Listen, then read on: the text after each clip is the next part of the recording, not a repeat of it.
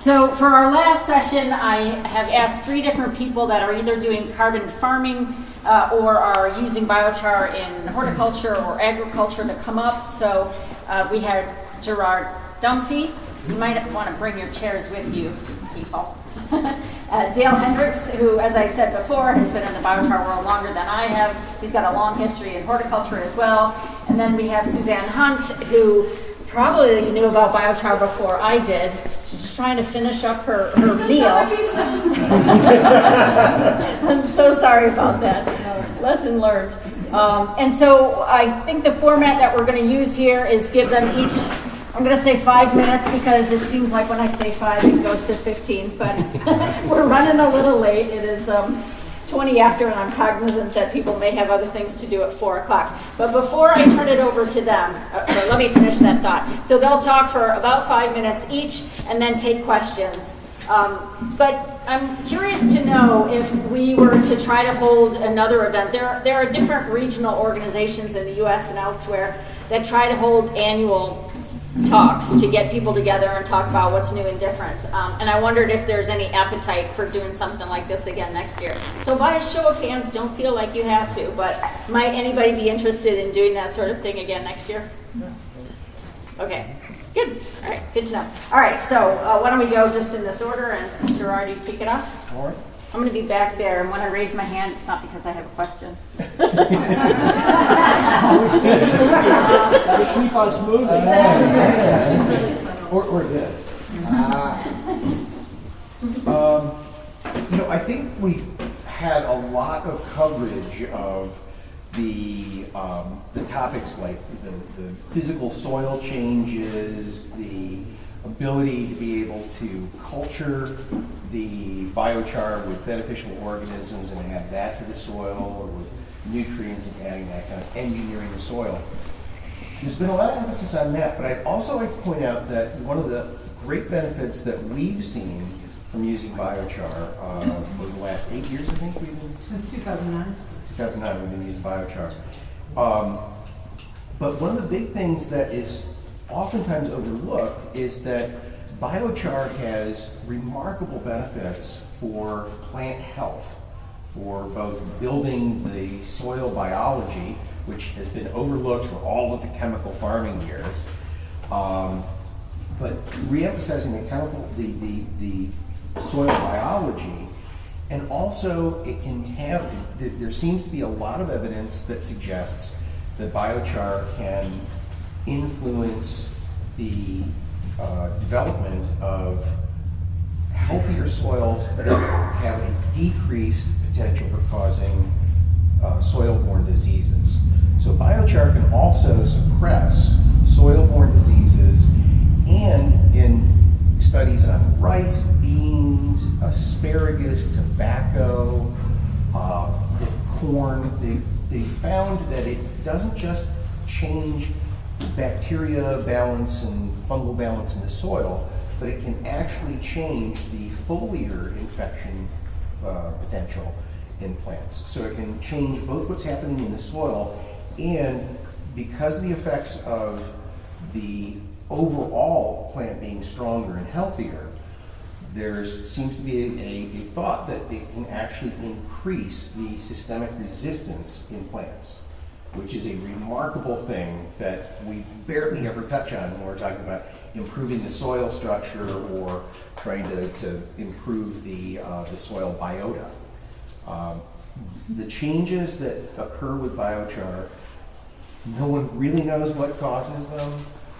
There are many theories as to what actual effect or series of effects make this happen, but it seems to change the defensive gene expression in plants. It can actually increase the overall systemic resistance of plants and make them more resistant to disease, healthier plants, and much, much more productive.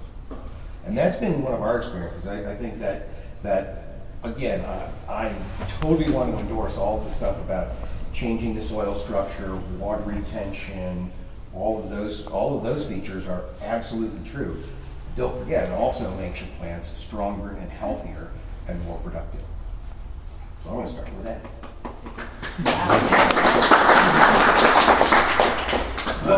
What he said. Really good. So I'm Dale Hendricks, basically a horticulturalist who's been a char fanatic since early '09.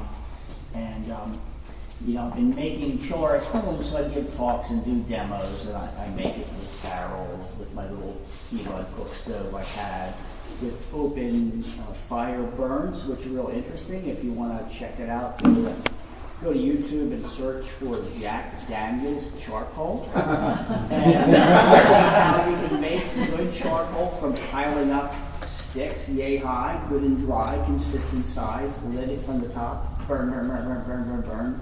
Get your rake, push them in. When they're done flaming, you put it out, and that's how they make perfectly good charcoal at a low scale way too. So I make it different ways and have fun at home. But when Kathleen got a hold of me and wanted me to ask or talk about real world biochar, I've been lucky enough to get to Jamaica twice. So friends are in Jamaica building an eco-village, and they want to have more local organic food production. So the first thing they bump into is the soils we all see from the global south that are really low in SOC and organic matter. So the last time I was there, briefly the first time, I was teaching permaculture, plant propagation, and organic production, but I kind of mentioned and talked about biochar a little bit, and then a few local kohlers. Kohlers are what they call the people that make charcoal that they sell by the side of the road that they cook with. So there's enough interest that they've got me back another time to just talk about biochar as a business for soil enriching, for building that. So that's been a fun opportunity to work with the people already making charcoal there and try to not make enemies, try to not make them be bad just because they're making char the old-fashioned way. But to remind them that there's value-added products if we can make biochar. Again, as we talk, biochar in a lot of our minds is basically purpose-made charcoal that either is intended for soil or is already in soil. But a lot of us biochar nuts like to have the charcoal be produced by clean burning technology, i.e. burning smoke. The other is that we try to make it at higher temperatures so it has higher absorption capacity. So basically, I got to introduce two simple ways to make it with a 55-gallon barrel setup and with the troughs we saw. So I want to remind people there's a great nonprofit called warmheartsworldwide.org that is operating in Thailand. So if you go to that website, you can see that they're getting these long, narrow troughs to basically process things like bamboo and rice hulls and other things, and you can, in a very low-tech way, make pretty decent char that is really excellent for farm soil. So their big thing, and the thing I was trying to work on in Jamaica, was a lot of people burn off all the sugar cane and rice hulls, and when they burn these materials, they burn them really poorly. There's huge amounts of soot, there's huge amounts of smoke. So, there's opportunities in both ends of the scale, and little clean burning cook stoves, which we had, but also in these little systems that burn the smoke as we produce char with these waste materials. So the folks I was working with were called Source Farm Foundation. So it's an eco-village in the southeast corner, the really poor area of Jamaica. They're just starting to get the interest going in this as a business, and they have long-term rented from the local government a big old plantation, and it's kind of nice as a pale-faced guy. I'm there about the only white guy in the area, teaching these folks about this, but it's such a huge honor because this was a slave plantation that had sugar cane and bananas, and these guys are getting to rent it and be independent farmers and building the soil, and you know, it's just a huge honor. So basically, a lot of these fields have been abandoned for 2, 3, 5 years. They have weedy softwoods that they have to clear. So it was really fun to say, oh, look at this, let's haul this. So we made nice amounts of biochar while we helped clean the fields for organic, small-scale agriculture. So I'm really glad you went first to add there's other ideas, but just to repeat that the worse your soil, the lower the organic matter in it, the more of a bang you'll get from your biochar. Like Dr. Lehman mentioned, that it's a form of carbon that is long-term, but if your soils are poor in carbon because they get oxidized fast, the char is kind of a bit of a magic sauce that's more applicable and useful in these poor soil areas of the global south. So maybe I've talked long enough. I can go on. Go ahead. My name is Suzanne Hunt. I think I was first introduced to biochar about 12 years ago when I was working with a team of folks on a book about biofuels for transportation. And then about 7 years ago, I was working on it more in a more focused way because a number of international investors and entrepreneurs were looking for gigaton scale solutions to climate change. So I was really glad to hear, I think it was Johannes talking about gigaton scale impacts. And then I think Kathleen invited me today because I'm back in the area. I moved back to my family's 7th generation farm and winery on Cuca Lake, in the country of Vineyards. So I was glad to hear Steve talking about 7th generation impacts. We don't have necessarily a whole lot of biochar experience to share from our farm yet. We take a more holistic kind of climate proofing approach. We have a small vertical axis wind turbine. We have 350 solar panels. We have a large geothermal heating and cooling system for all of the large buildings. We have a large composting operation. We've applied some biochar in the past that was given to us kind of by a professor friend, and it was before I moved back. And I think one of the things that's really nice about being a guinea pig is sometimes we try things that we know we have deep knowledge about, and we can help develop and invent. My dad pioneered field grafting, for example, many decades ago. And then sometimes we just try stuff that friends and colleagues tell us to, and we say, okay, sure. And sometimes, being a guinea pig means that you learn what doesn't work. So I wouldn't necessarily recommend most vertical axis wind turbines. I highly recommend geothermal. I highly recommend solar. I highly recommend knowing more about biochar before you just kind of spread it. I don't think that they enhanced it in any way. I don't think that they marinated it in compost or anything. I think it was more of just, we're busy farmers, if you want to give us your biochar, sure, kind of thing. So Kathleen and I are hoping to get a grant to do a more sophisticated piece of biochar work. In terms of soil carbon, we also do mulching. So we grow some high value hay, bale it and feed it, sell it for horses, but then we also brown bale some lower value hay and then roll it out in between the rows of grapes as mulch. So last year, it was interesting to see the drought graphs, because we didn't get that rain that was in the middle. We didn't get any rain for 7 weeks where we are. We were the reddest red in the middle of the drought map. And it was pretty dramatic. You could literally look out and see where we had mulched and where we hadn't, because the grass was brown versus green. So it was an interesting, what storytelling opportunity for us, for our visitors, to say, like, can you see where it's green? That's because of organic matter.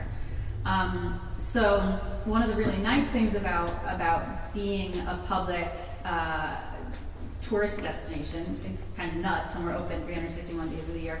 But it's also really nice because we get tens of thousands of people through our little farm winery every year. And so it's a big opportunity to, rather than kind of, trying to push people into caring. We can kind of gently just show them how well it works, and that we've done it and it's real and it can be financed and it can work on an actual working farm that doesn't have outside investors, and kind of introduce it to people over a glass of wine when they're kind of in relaxed mode instead of like pushing. So we're doing events. We're working with conservation organizations to put in additional pollinator habitat. We have honey beehives that, just now I'm off on a total tangent, but this spring the beekeeper who takes care of our beehives lost 50 of his 53 hives this winter. Native pollinators too, it's a real concern. Just all of these different factors, from erratic weather to pesticides building up in their food supply to you name it.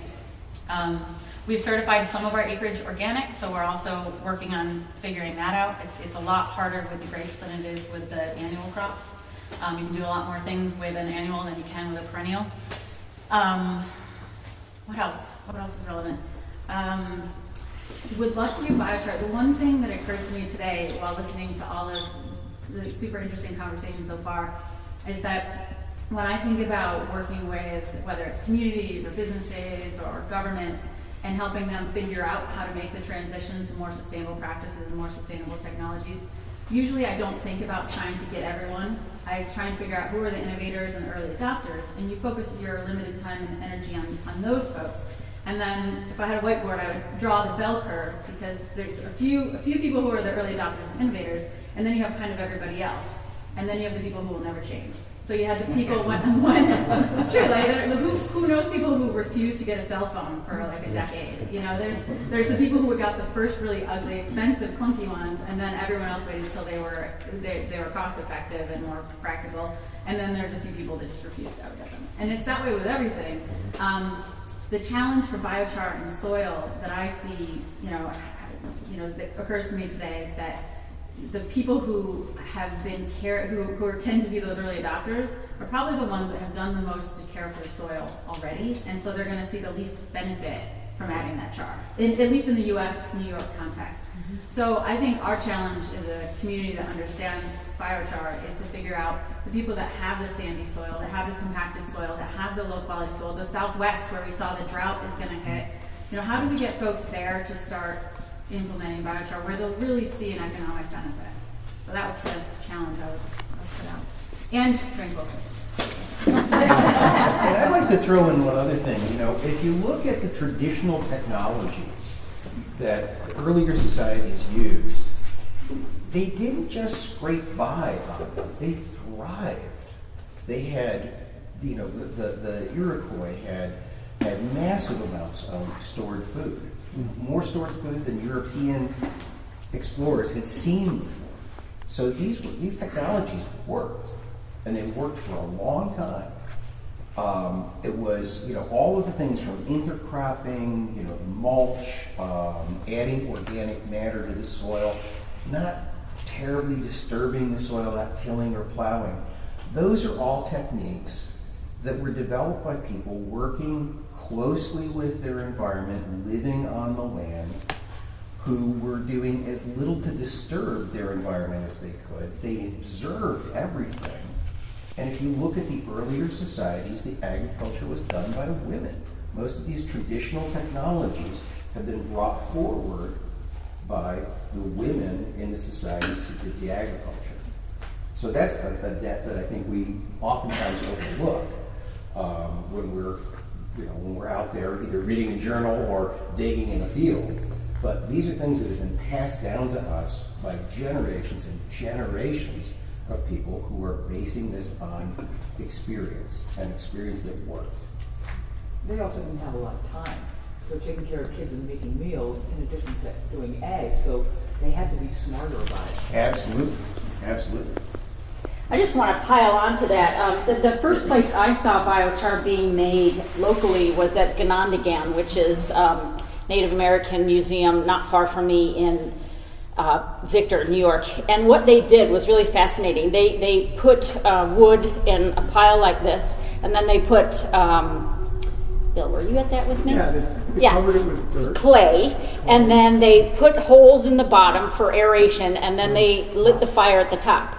And then they walked away. I mean, it was a little smoky and everything, but they did trials. This is several years ago now, where they planted the Three Sisters there, and they happened to have really bad weather that summer, and only the piles where they had the biochar ended up surviving some of the hail and the drought that they experienced. So, I totally agree. You know, That we was really need to observe. Dr. Shipman. From RIT, Paul Shipman, yeah. He's gone around the U.S. trying to identify different soils that have heavy carbon and what the Native American traditions might have been. And for anybody who's in this area or will be passing back through, the spot out back, we have a market garden, and we're installing a hop yard because there's going to be a brewery put in at the boathouse, beer gardens. It's a boathouse, beer garden, and brewery. We're going to be growing the hops up on the hill. We're using biochar and all these methods. You've heard about that. Awesome. So if you want to stop by, just right out behind the store and beer garden, we're going to be there all summer. Please feel free to stop by and watch how this is going along. Awesome. Okay, and it is that time for questions. And I would say if you have questions for Johannes, he's still here, or me, or anybody else, just feel free to. Dale's already got a question. I just wanted to comment on what you were saying, and it links in with Dr. Lehman saying that it's true that here in the East, our soils often have a lot of SOC, high organic matter, and so adding biochar to the average soils around here might not have a huge effect. So I have a buddy who is an early adopter. He, like, for 20 years now, he collects used oil and grease and makes hot water and heats his greenhouses. So he grows intensive microgreens on the floors. So he's organic, but he's beating the heck out of his soils, and he had a lot of funguses. And I said, well, let's try making some biochar. So I got to train their staff how to make biochar, crunch it up, add it with compost, and they have way less compaction, way less disease. And I'm like their hero when I go over there. I'm like the Dr. Char for just saying, well, let's try the biochar. So it's hard used soils or compacted soils that, you know, and I think Dr. Lehman said this too, or someone, like these asparagus and the specialty crops. We're not going to really get anywhere with char in open agriculture and corn too easily. But in specialty crops and in hard-used soils is a real opportunity. So I just... Yeah, and I would say that's where public policy comes in, and that's why the work that Citizens Climate Lobby and others is so important, and using, you know, a voice, a collective voice, to make sure that we keep pushing for a price on carbon and for policies that will enable us to make these things that make ecological sense, also make economic sense. People have talked a lot about filtering. I wonder if anybody here has any experience with biochar filtering in like a farm of fish, like tilapia or something like that. Oh, I'm sorry. Was that on tilapia? Yeah. Yes.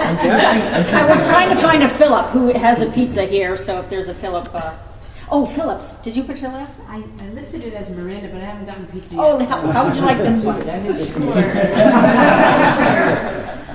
So I was part of a Cornell project that one more name. Dan Parks. Dan. You're right. There we go.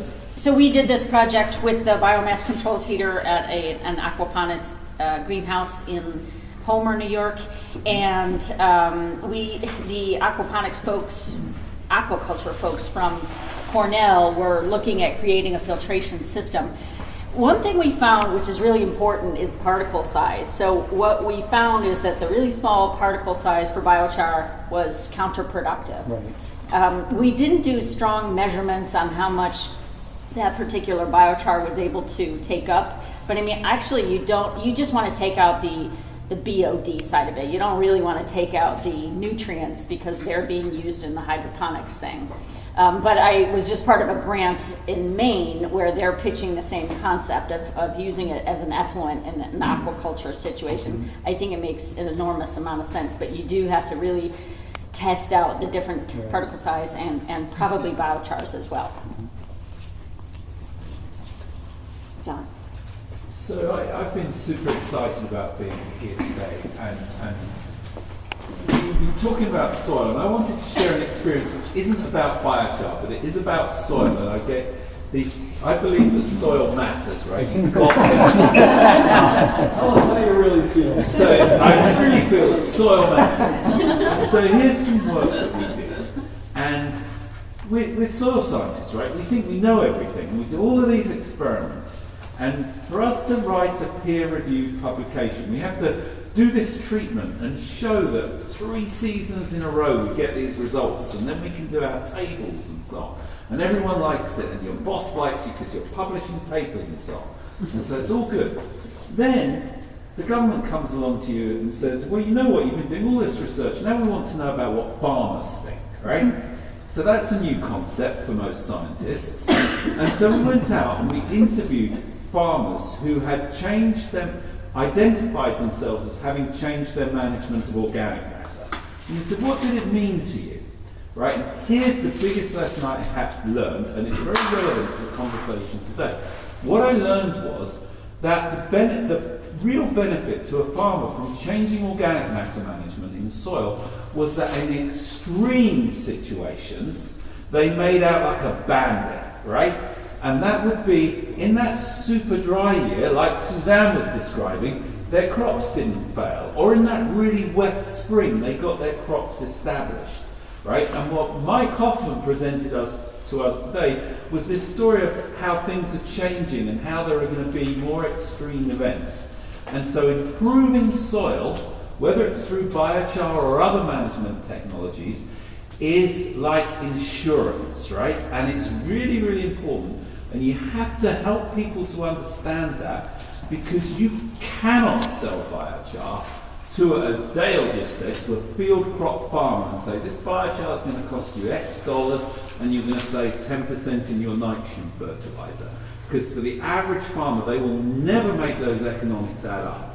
But if you say to someone who's just lost their crop, especially if it was a higher value crop, then they're looking at economics in an entirely different way.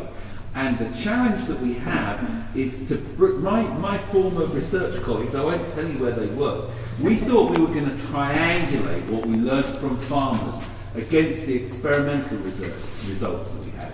Turned out that all these experiments we've been doing for 150 years didn't have the data to substantiate the observations that came from the farmers. And to me that signals that the research community has got to change the direction of their research they're doing. So that's a little bit of a hobby horse, but I think it signals the kind of strategic direction that we need to take our thinking. The other thing that really worries me, I'm going to shut up in about 45 seconds. Bring a chair up, come on up. I can shout from here. So, I'm an old guy, right?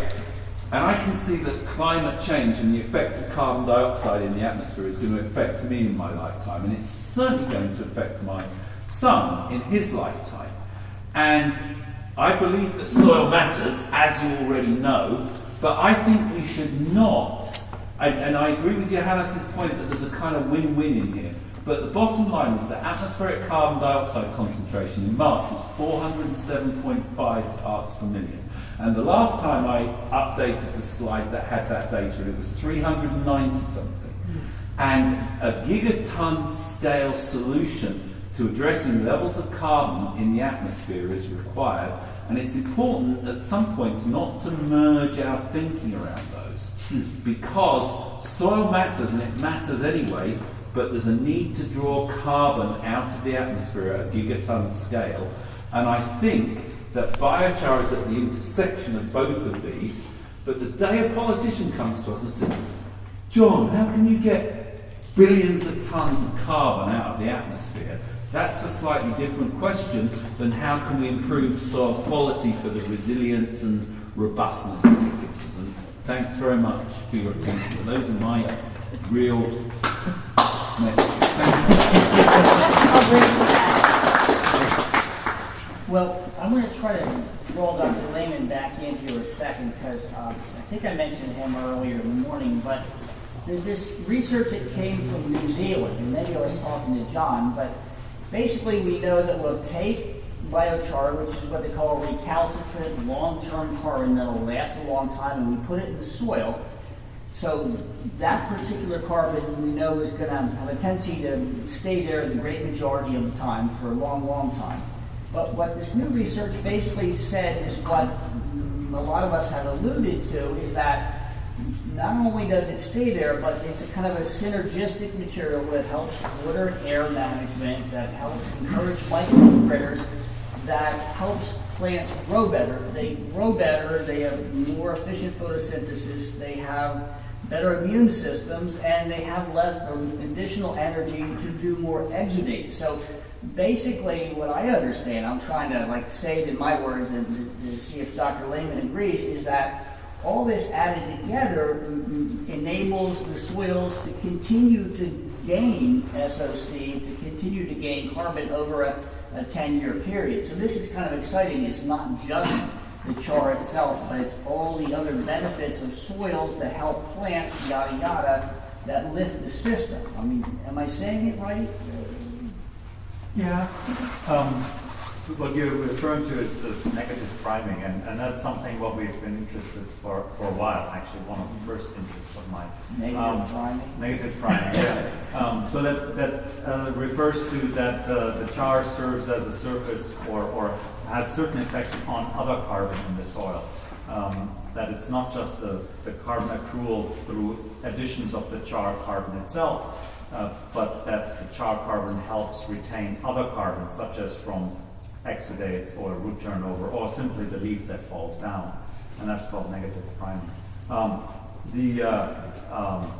The science around that is very interesting, and sort of maybe the easiest way to understand is that sandy soils bind or stabilize very little carbon.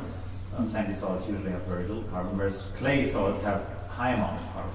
So you can make a clay soil out of the sand soil by adding biochar, because that biochar has surfaces or other mechanisms to retain more carbon in addition to its own carbon. So that's a mechanism that's very interesting.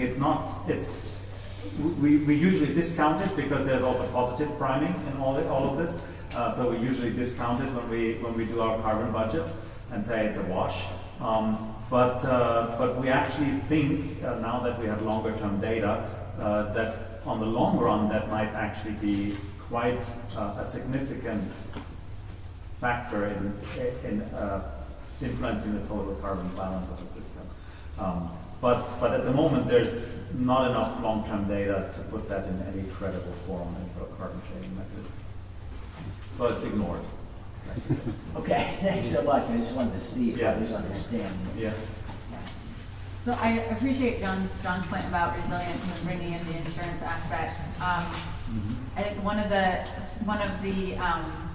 pushes, I'm always on this resilience through diversity kick, and my latest one wine specific is for winemakers and wine drinkers to get excited about a whole variety of types of wines and grapes, because if we just stick to the vinifera, i.e. the Chardonnays, the Rieslings, the Cabernets that came from Europe and are not nearly as hardy and resilient to this extreme weather, then some years we won't have any wine to drink because we won't have any new wine because, for example, the polar vortex hit us in 2014. We had minus 18 degrees at our place. Vinifera die at anything below minus 12. So thank God we had some hybrid grapes, Sevals and Cayugas, that make beautiful wine. If you put the love and care into them like you do with your Vinifera, they make beautiful wine. So resilience through diversity in all kinds of things. Earlier today someone asked, are researchers working on developing strains of crops that are resistant? And it's really helpful to have hybrids like some of the new ones coming out of Cornell that are selectively bred to be hardy and also have good characteristics for what they're meant to be, whether it's wine or something else. But I just caution because in like grains, for example, there's all this search for the perfect wheat or the perfect And even if we stay away from the genetic engineering debate, if everyone buys and plants this wonderful drought-resistant wheat variety, then you have hundreds of millions of acres of a giant monoculture, and if you get flooding right when they plant it and it doesn't happen to be also resistant to flooding, then you're toast. So we still, we need to keep adapting and doing what we've done forever and figuring out what grows best and what's resilient, but we still need diversity, and we still need regionally and locally adapted varieties. So yeah, reach out and try new foods, try new drinks, don't just stick with like a few narrow things, because farmers have to be able to sell the stuff even if they plant it. And in fact, that happened with bananas. The bananas that we eat now, Cavendish bananas, are a completely different breed from what had been marketed, to our grandparents. But the ones that our grandparents ate were susceptible to a disease, and they were wiped out. So they came up with the Cavendish banana that we eat now. And there's a disease. And there's a new disease that's wiping those out. So if you like bananas that you get in the store now, you better eat them because they're going away until they find a new variety of banana. But that exact same thing is happening. But if we had dozens of varieties, it wouldn't be such a Like big we deal. used to, yes. It wouldn't be such a big deal.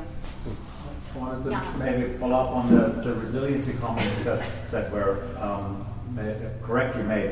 I think scientists have a problem studying those because we rarely can impose those shocks in a controlled way, because either it rains or it doesn't rain. We usually can't influence that. But what we can do is hopefully in the future do some more opportunistic research that explores just a variety of challenges that are in different production systems, by hopefully creating a network of interested individuals and farmers and gardeners and land users that would like to try that on a very limited extent, and then report back experiences that we can collate in a meaningful way that help others learn from those experiences in New York State, for instance. I think that would be, because we can't explore all these shocks, because we can't do an experiment that usefully simulates those that farmers experience. There are a lot of qualitative reports on what can happen and where it worked and where it didn't work.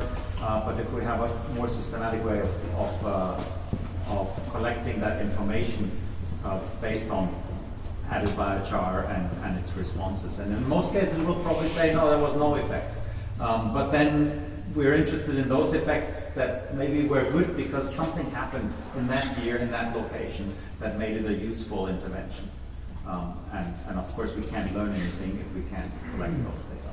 So that would be really useful, I think, for finding a way of doing not really a trial, but it's just an opportunistic way of monitoring responses.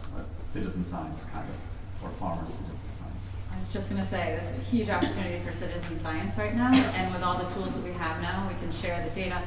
Maybe there should be a sister effort to the climate lobby of a citizen science effort. I know you have extra time. Oh, yeah. Start working that out. Any other last questions? Well, so I just want to say thank you. And much as I think biochar is a solution to a lot of things, I don't think it's going to beat those pests or going to help the bee situation. But I'm racking my brains to think of a way that it can help. And maybe with the pesticide immobilization, that might be something that it can help impact. But so let's take our panelists.